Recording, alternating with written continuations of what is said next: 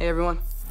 What's up guys, Unofficial MCU here, hope you're all doing well, and in this video we have some exciting, huge new leaks for the upcoming Fantastic Four movie. We're gonna go ahead, we're gonna hop right on into it, break it all down for you guys, everything that we know and everything that we're anticipating right now. Before we do though, however, grab that subscribe button if you haven't already, as we're discussing and covering all types of Marvel related news, leaks, rumors, theories, and breakdowns here on the channel. So if you guys are into any of that, go ahead and grab that subscribe button today.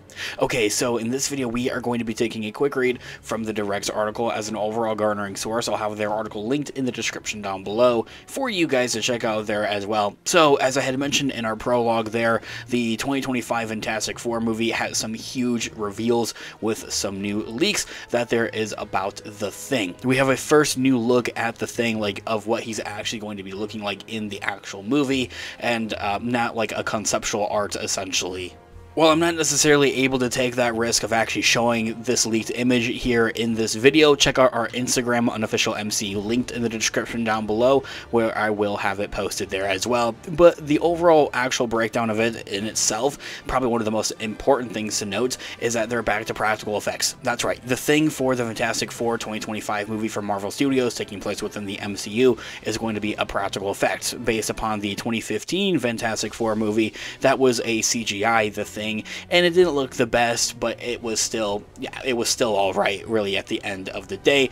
But you know, there's just a different feeling to it in comparison to the 2005 and 2007 The Thing. That was a practical effect, and it just felt so much more lively and really a part of that universe. Anyway, as their article reads, a brand new set photo gave fans a first look at The Thing from 2025's The Fantastic Four First Steps. Marvel Studios has officially unveiled the first official look at the star-studded cast of Fantastic Four wearing their respective costumes in an official concept poster shared back in February of this year. A closer look at Pedro Pascal's Reed Richards, Vanessa Kirby's Sue Storm, Joseph Quinn's Johnny Storm, and Ebon Moss is The Thing was also then showcased in exclusive footage shown at the Hall H attendees at this year's San Diego Comic-Con a couple of weeks ago. Since then, of course, has leaked around, and of course we have talked about and discussed here on the channel beforehand. That was all really just conceptual, so it's not like we're necessarily missing anything, but it's still pretty neat and cool to see that.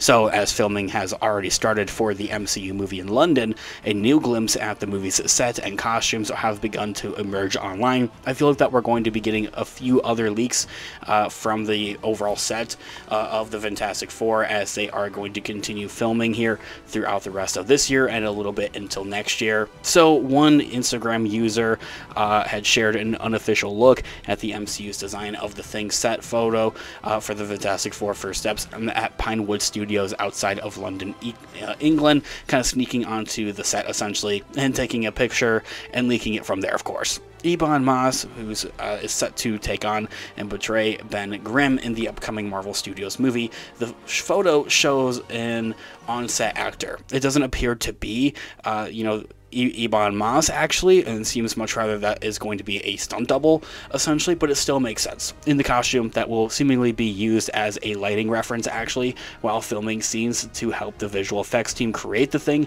in post-production. So it really does go both ways. It's honestly kind of confusing. So as I had mentioned, the set photo itself really looks like that it is actually like a practical effect and that they aren't actually going to need or use any actual CGI or special effects, but that might be, might be the other way around. It might be like a placeholder essentially, as they mentioned in the article, very similar to how they do Thanos in Infinity War and in Endgame. Also, in a recent appearance during Jimmy Kimmel Live in February of this year, the actor shared that he intended to bring the Thing to life via performance capture. So there's kind of our solidified confirmation that this Thing that we've seen physically on set isn't actually going to be a practical effect, unfortunately. Sorry, I kind of clickbait you guys a little bit on that one.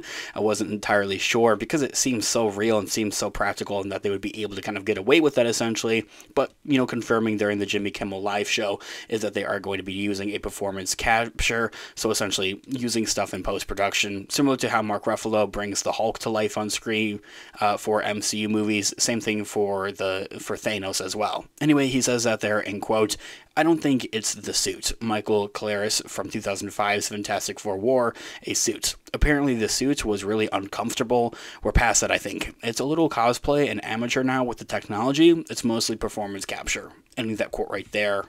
Another set video actually also provides a closer glimpse at the costume, with some sort of crew members, of course, helping a double inside to put it on before the cameras began rolling, so there is also that solidified confirmation as that evidence to the resume. So why CGI is best for the MCU's The Thing? Let's talk a little bit about that as well.